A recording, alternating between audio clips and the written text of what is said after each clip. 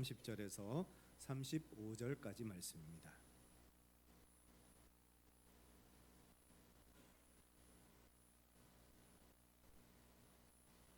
시편 104편 30절에서 35절까지 말씀, 우리 찾으셨으면 함께 읽으시겠습니다. 주의 영을 보내어 그들을 창조하사 지면을 새롭게 하시나이다. 여호와의 영광이 영원히 계속할지며 여호와는 자신께서 행하시는 일들로 말미암아 즐거워하시리로다.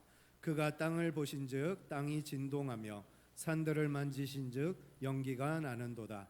내가 평생토록 여호와께 노래하며 내가 살아있는 동안 내 하나님을 찬양하리로다. 나의 기도를 기쁘게 여기시기를 바라나니 나는 여호와로 말미암아 즐거워하리로다. 죄인들을 땅에서 소멸하시며 악인들을 다시 잊지 못하게 하시리로다. 내 영혼아 여호와를 송축하라. 할렐루야. 아멘. 프랜시스 콜린스라는 분이 쓴 신의 언어라는 책이 있습니다. 이 책에 보면 이 콜린스의 자전적인 이야기가 등장합니다. 세계적인 유전학자면서 과학자인 콜린스는 인간 DNA 관련해서 세계 최고의 전문가입니다.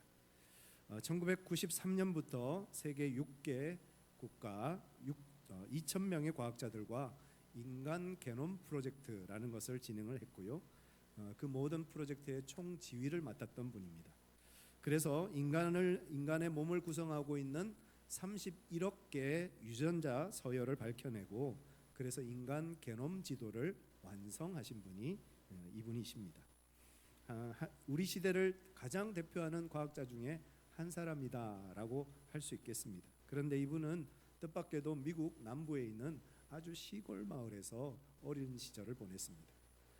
부모님과 함께 학교도 다니지 못하고 집에서 어머니에게 공부를 배우면서 교육을 받으면서 그렇게 어린 시절을 보냈다고 합니다. 그러나 그의 부모는 보통 사람이 아니었습니다. 두 사람은 예일대학교 대학원에서 만난 학우였고요. 그렇게 서로 사랑하면서 결혼하게 되어졌고 가정을 이루고 지냈던 사람들입니다. 아버지 플래처는 버지니아 주립대 교수였고요. 어머니 마가렛은 뉴욕의 연극 예술계에 있어서 매우 유명한 여성이었습니다. 특별히 어머니는 루즈벨트 대통령의 영부인 엘리너 루즈벨트와 함께 일을 하기도 했던 그런 엘리트 중에 엘리트였습니다. 그러니까 부모님이 이 자식들을 가르칠 수 있었던 거겠죠. 그렇게 대통령 측근으로 2차 대전 마칠 때까지 대통령을 위해서 또 나라를 위해서 헌신하다가 대통령이 끝나고 시골 마을로 내려가서 가족들과 함께 여유로운 삶을 살고 있었던 것 같습니다. 그래서 그런지 콜린스는 어린 시절 정말 너무 외롭고 한적한 그 시골 마을에서 제일 하고 싶었던 것이 공부였다라고 고백을 합니다.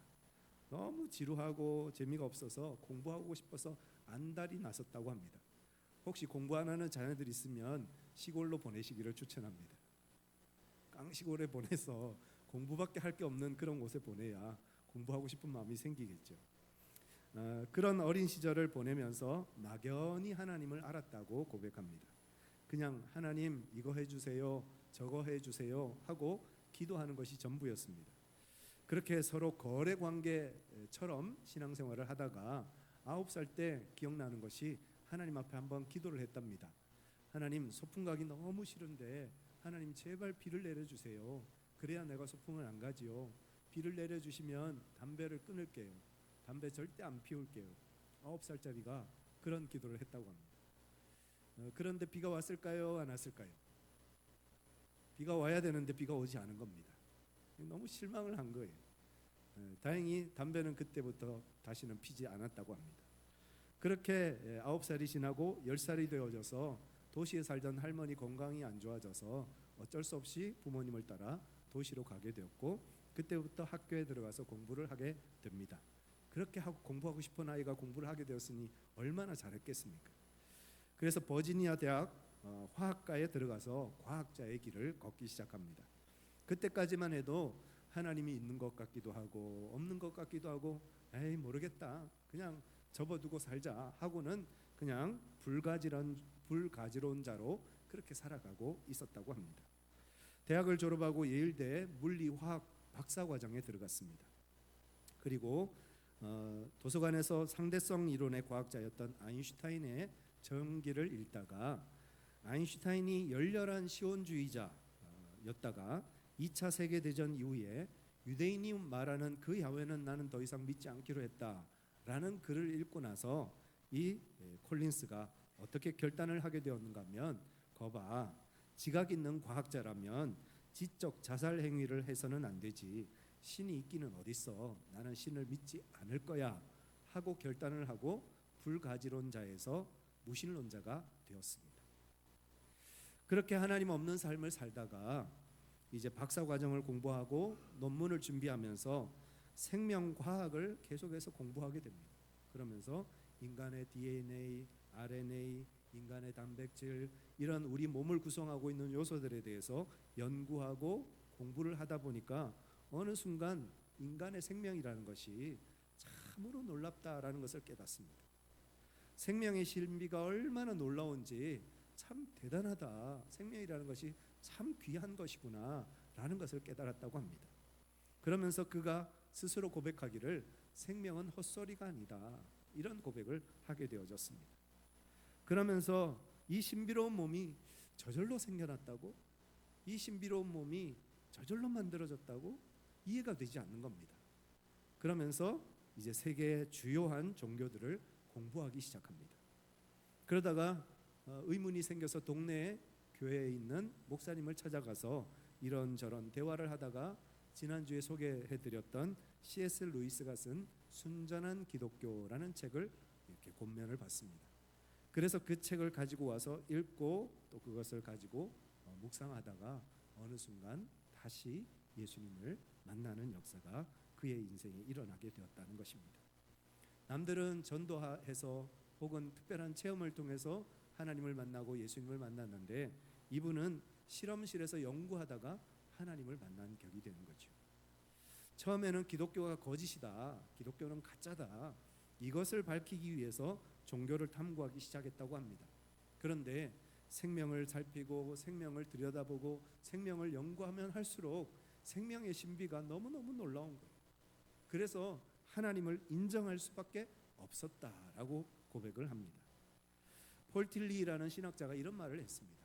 같이 한번 읽어보실까요? 의심은 믿음의 반대말이 아니라 믿음을 구성하는 한 요소이다. 혹시 여러분 주위에 아직도 하나님을 의심하는 사람, 나는 아직도 하나님이 있는지 없는지 모르겠어 라고 말하는 사람, 아니면 하나님을 믿는 여러분들을 향해서 조롱하거나 멸시하는 사람들이 있더라도 여러분 낙심하지 마시고, 그런 사람은 절반쯤 마음이 열려있는 사람이다 라고 생각하시면 되겠습니다.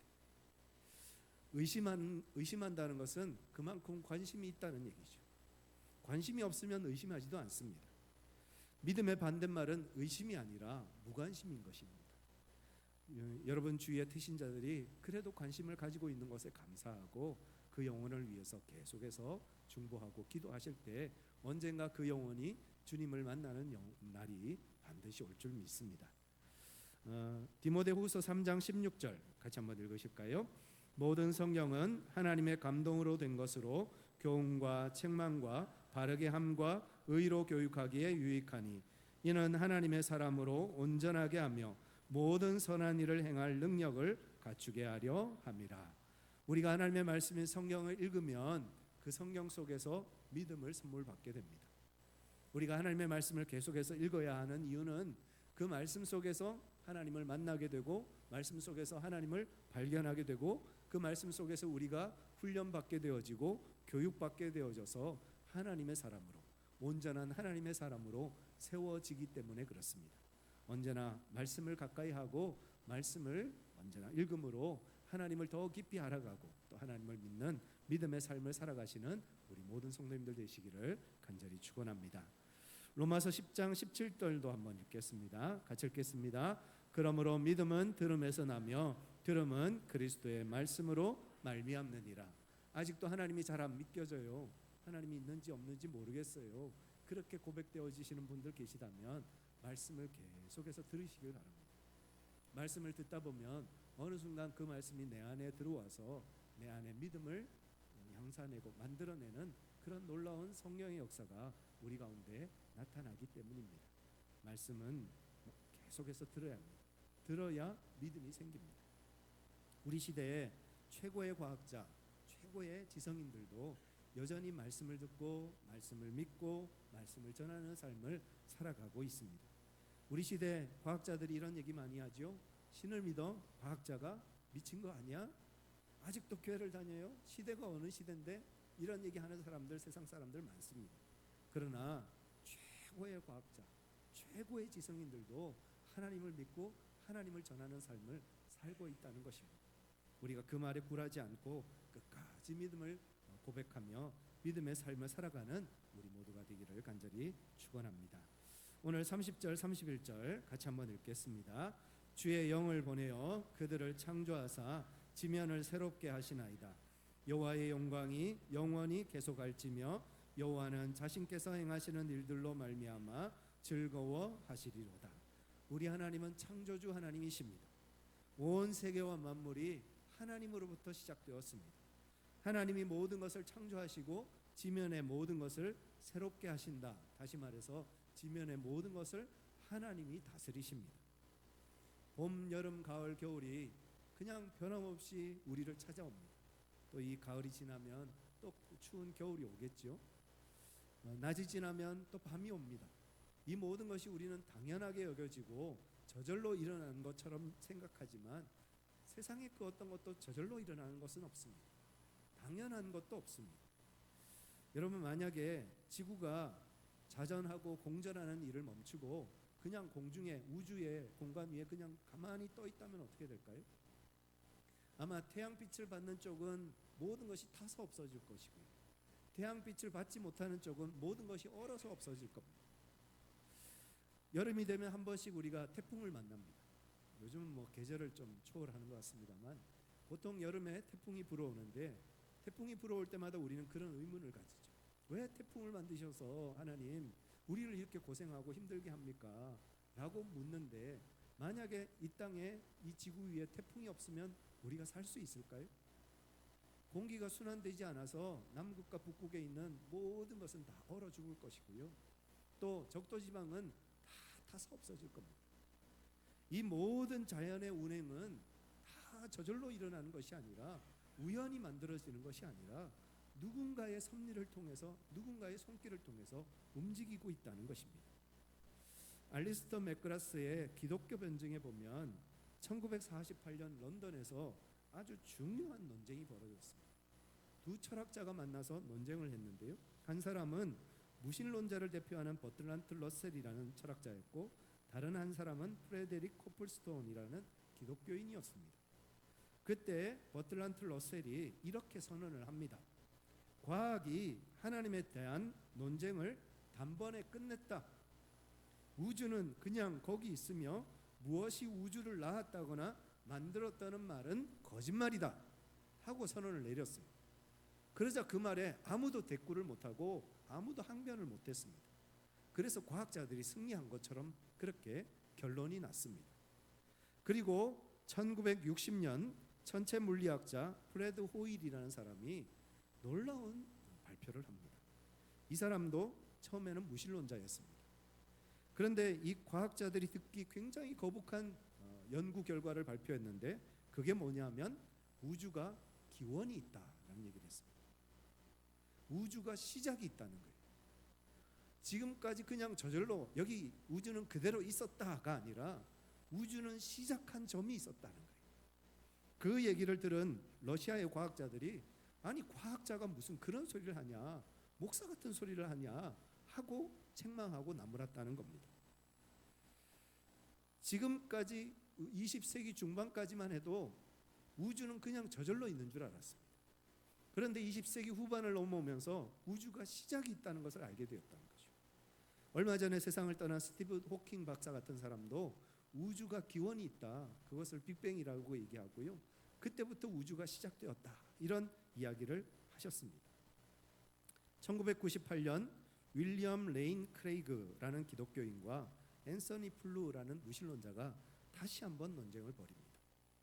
그리고 그 논쟁에서 결론을 이렇게 맺었습니다. 한번 보실까요? 대전제 같이 한번 읽으시겠습니다. 시작이 있는 것은 무엇이든지 원인이 있다. 소전제 우주는 시작이 있다. 결론입니다. 그러므로 우주는 원인이 있다.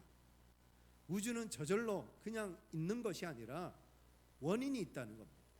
시작이 있다는 것은 그 시작이 있게 만든 원인이 있다는 얘기죠. 결국 이 일로 인해서 과학자들이 하나님의 존재를 인정했느냐? 그건 아닙니다. 그러나 적어도 과학이 하나님의 존재를 부정하는 것으로 쓰이지는 않게 되었다는 거죠. 하나님이 존재를 증명하는, 그 하나님의 살아계심을 증명하는 좋은 도구가 과학이 될 수도 있다는 것을 그때 발견하게 된 것입니다. 원인이 있다면 결과가 있는 것입니다. 시작이 있으면 끝이 있는 것입니다. 그리고 그 시작과 끝을 누가 주관하느냐 하는 것입니다. 오늘 32절, 33절까지 같이 한번 읽겠습니다. 그가 땅을 보신즉 땅이 진동하며 산들을 만지신즉 연기가 나는도다.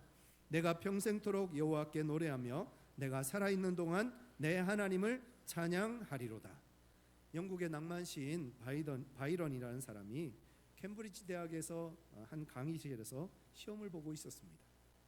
시험 문제는 예수님이 물로 포도주를 만든 그 가나의 혼인잔치의 기적의 의미가 뭔지를 한번 설명해 보시오 라는 문제였습니다. 모든 학생들이 그 답을 쓰려고 열심히 쓰고 있는데 이 바이런은 창밖만 보면서 멍하니 앉아 있더랍니다. 그 모습을 지켜보고 있던 시험 감독관이 자네도 학생도 뭐라도 좀 써야 되지 않겠나 하고 얘기했더니 그때 펜을 들고는 답안지에 한 줄을 쓰고는 그냥 답안지를 제출하고 나가더랍니다. 그래서 시험 감독관이 대체 뭐라고 썼나 해서 궁금해서 봤더니 이렇게 쓰여 있었습니다. 물이 그 주인을 만나니 얼굴이 붉어졌더라. 시인다운 글이죠. 물이, 그 포도주가 된 그 물이 예수님을 만나니 붉게 얼굴이 붉어졌더라. 그런 이제 시였습니다. 다들 별로 감흥이 없으신 것 같습니다. 물이 주인을 만나니, 다시 말해서 물이 예수님을 만나니 주인을 알아본 거예요. 물도 주인을 알아봤다는 거예요. 그래서 물이 포도주가 됐다는 거죠. 모든 자연 만물이 하나님을 보고 하나님을 알고 하나님을 찬양합니다. 요즘 한 달 정도 여러분 참 행복하지 않으세요? 무슨 얘기인가 하시겠죠. 하늘을 보고 자연을 보고 산을 보고 들을 볼 때 얼마나 아름다운지. 작년까지만 해도 중국의 공장들을 열심히 돌려서 그런지 몰라도 뿌연 매연들이 온 도시를, 온 하늘을 덮어서 하늘을 제대로 못 봤어요. 그런데 요즘은 하늘이 얼마나 아름다운지요. 하늘을 쳐다볼 때마다 감탄을, 경탄을 금할 수가 없습니다. 그 아름다운 자연을, 그 아름다운 대지를 누가 만들었을까요? 그걸 누가 그렇게 만들 수 있을까요?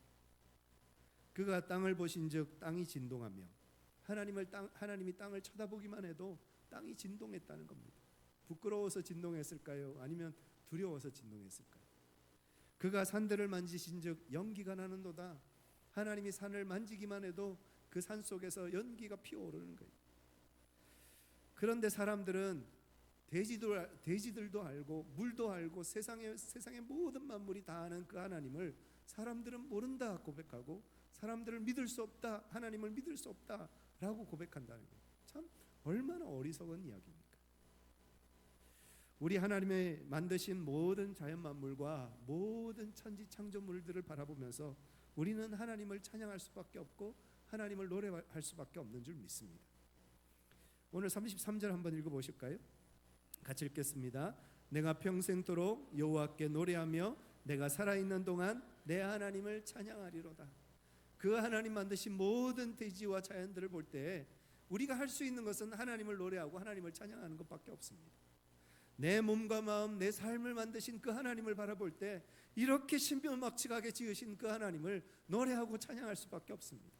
우리 사랑하는 형제자매들, 우리 하나님 앞에 믿음의 생활을 하는 우리 성도들 지으신 그 모든 것을 볼 때 하나님을 노래하고 찬양할 수밖에 없더라는 거죠. 주 하나님 지으신 모든 세계 내 마음속에 그리어볼 때 하늘의 별 울려 퍼지는 외성 주님의 권능 우주에 찬네 주님의 높고 위대하심을 내 영혼이 찬양하네 주님의 높고 위대하심을 내 영혼이 찬양하네.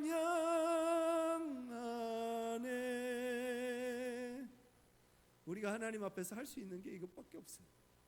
하나님을 높이고 찬양하는 것밖에 우리가 할 수 있는 게 없더라는 거죠. 성호 어거스틴은 참회록에서 이런 고백을 합니다. 사람들은 하나님의 존재를 증명하기 위해 책을 읽고 책을 쓰지만 하나님은 잉크로 쓴 책이 아니라 당신이 지으신 모든 만물을 통해 자신을 밝히 드러내 보이신다.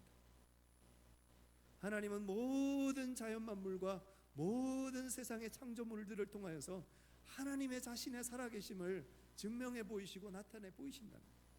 그 앞에서 누가 하나님을 부인할 수 있고 그 앞에서 누가 하나님이 없다라고 말할 수 있겠느냐는 거죠. 이 세상에 있는 작은 아름다운 것들, 풀 한 포기, 꽃 한 송이도 여러분 세계 최고의 미술가가 그 꽃과 같은 아름다움을 만들어낼 수 있을까요? 세계 최고의 조각가가 그 작은 풀 한 포기에 그 아름다움을 만들어낼 수 있을까요? 사람이 아무리 흉내를 내도 사람이 아무리 모사를 해도 그 하나님이 창조하신 그 대자연의 아름다움을 흉내도 낼 수 없다. 과학자들 특히 진화론자들은 무슨 얘기를 하는가 하면 이 세상의 모든 것이 우연히 생겼다는 거예요. 어쩌다가 만들어졌다는 거예요. 그래서 이 세상의 모든 것은 다 목적도 없고 의미도 없다는 거예요. 그리고 이 세상의 모든 것은 진화의 산물, 그냥 특별히 의미 없이 자연 선택의 결과로 그렇게 주어진 것이다 라고 얘기를 합니다. 그러나 그 꽃 한 송이의 의미를 그들이 이야기할 수 있을까요? 그렇게 믿는 사람이 이 세상의 아름다움을 찬양할 수 있는, 노래할 수 있는 그런 마음이 생길까요?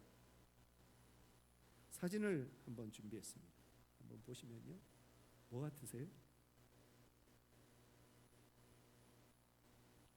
1977년 지구를 떠나 2년 후인 1979년 목성을 지나가고 있던 우주 탐사선 보이저 1호가 미 항공우주국 나사에 보내온 지구 사진입니다. 눈에 잘 보이지도 않는 저 작은 게 지구예요.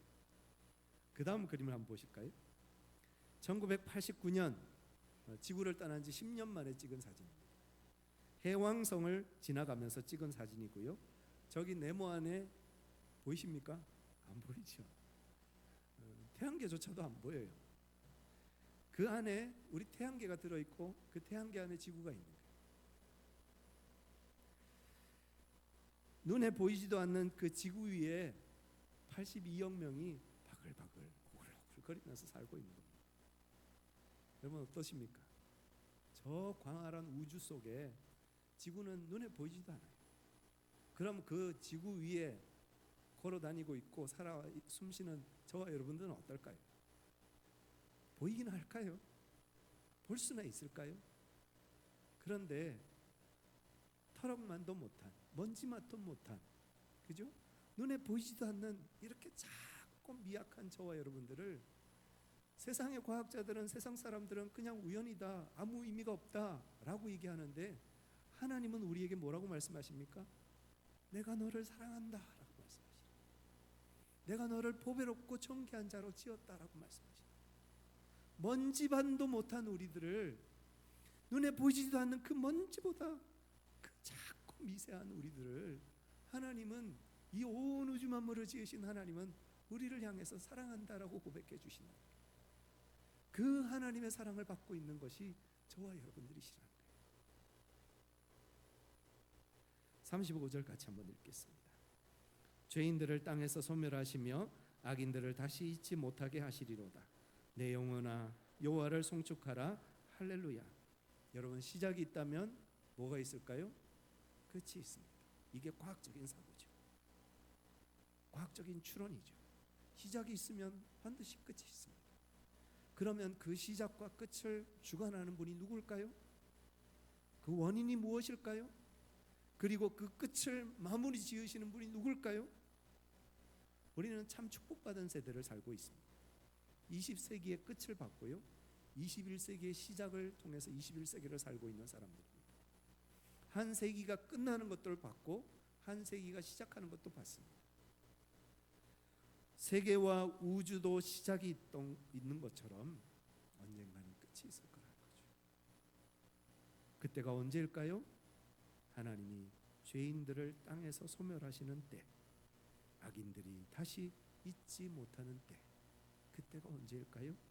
성경은 최후 심판의 날이라고 말씀하고 있습니다. 우리는 그날을 기다리면서 하루하루를 살아가고 있는 사람들입니다. 그리고 그날을 기다리면서 노래하고 찬송해야 하는 것이 우리의 임무요 사명인 줄 믿습니다. 오늘 34절 같이 한번 읽겠습니다. 나의 기도를 기쁘게 여기시기를 바라나니 나는 여호와로 말미암아 즐거워하리로다. 세상이 끝나는 그날까지, 또 우리의 인생이 끝나는 그날까지 하나님 앞에 기도하고 또 하나님을 즐거워하며 하나님을 찬송하고 하나님을 노래하면서 사는 것이 하나님의 자녀된 저와 여러분들의 삶의 몫이라는 것입니다. C.S. 루이스가 이런 얘기를 했습니다. 저는 같이 한번 읽으시겠습니다.